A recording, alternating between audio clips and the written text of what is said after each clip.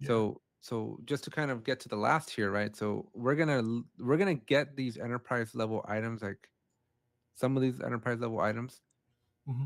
but you don't have a price. So unlike GitHub and even with I think Bitbucket, I mean, we're gonna get into the Bitbucket next week, but I do think Atlassian is more transparent on their all three tiers of the licensing. Yeah, all three tiers have a price. So Hmm. GitLab is going to be the only one right here where it's like if you need every checkbox checked, Hmm. you got to contact sales. And it is But quite a jump.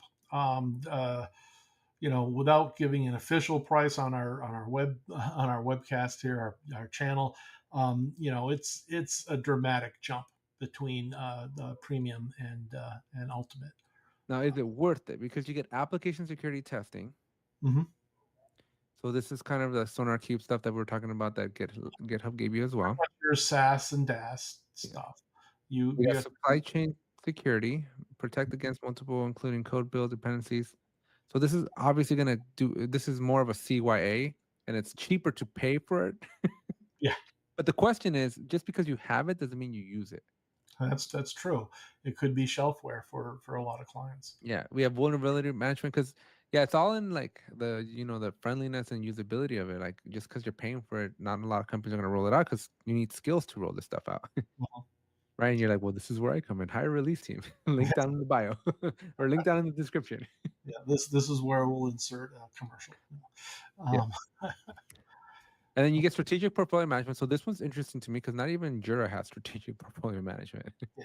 So this is their attempt at adding some what do you want to call it? Safe, agile into Mhm. their platform. We get value stream mapping. Oh, and then look, Dora, something that we've talked about in the past already. And then you get all the compliance and governance stuff. No. And you get up to 50,000. Oh, and now you get unlimited guest Yes. users. Yeah. So yeah, so this is interesting, right? Because now that last bit right there makes it super curious for me because as an organization, yeah, I got to pay for my developers, but then I have a lot of stakeholders and I might be working with other partners that need to see the repos in some capacity, right? Hmm. And if we come down here, they can view code. Yeah. But not necessarily contribute. Yeah. Yeah, so they can view the repository code, which is great. Um, but yeah, so the thing that I call out here, right, is when you're looking at these things, you you have to now consider the price of adding SonarQube, the price Mhm. of adding, other dependency management stuff, compliance things, Yeah. security things, right? And these features replace those other products, so you don't have to continue paying for them or Yeah. purchase, And then or are they supplements to those yeah. systems? But then you also I think a big tilt for me or tipping point for me is if I'm looking at the other tools like GitHub and Bitbucket, how many of my users are just viewing the code versus how many of them are actually contributing to the code? And if you're And now tipping, I have to have full licensing. Yeah. yeah, because that to me is like a huge cost saver, right? Because if you don't have to pay $21 for I don't know 100 users, right? And If you you truly only only have like 30 developers, but you have 70 people that need to browse the code for some reason, uh, right. yeah, So that's a big huge factor too. So yeah, again, the prices are not again apples to apples, but it's an interesting comparison because you're getting a lot more functionality that other tools that you would normally buy provide you, and you get a vertical integration. yeah, and you're getting them all in the GitLab platform. Uh, Right.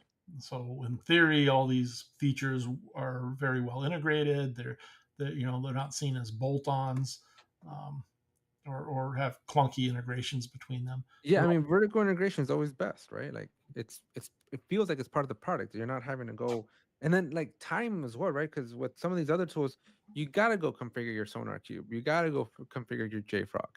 Mhm. You gotta go configure a bunch of other stuff. Well, Then that's a you good one to bring up. That's something the marketing people completely missed on this chart is GitLab Packages, which is their binary repository, which is a big benefit of being in GitLab. and you also get status page, which If it's yeah, so this is another add-on that if you're buying from the Atlassian site, you have to pay for status page Yeah, they're not independently. quite the same feature slash product, but it's close. Yeah. It's close enough. Yeah, no, like I I said, would say the GitLab one is much more versatile than status page from yeah. Atlassian. So my 2 cents to kind of wrap up this conversation is GitLab is great.